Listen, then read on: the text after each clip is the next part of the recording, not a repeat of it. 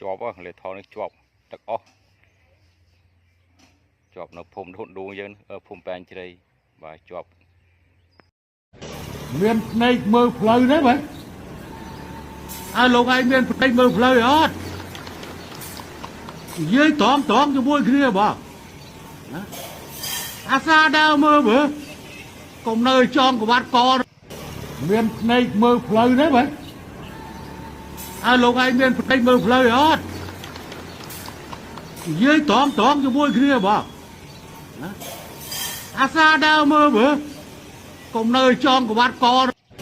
មានភ្នែកមើលផ្លូវទេបងលោកឯងមានភ្នែកមើលផ្លូវអត់និយាយត្រង់ជាមួយគ្នាបងអាសាដើរមើលមើលកុំនៅចងក្បាត់ក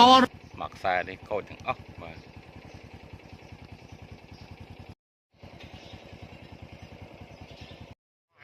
បាទ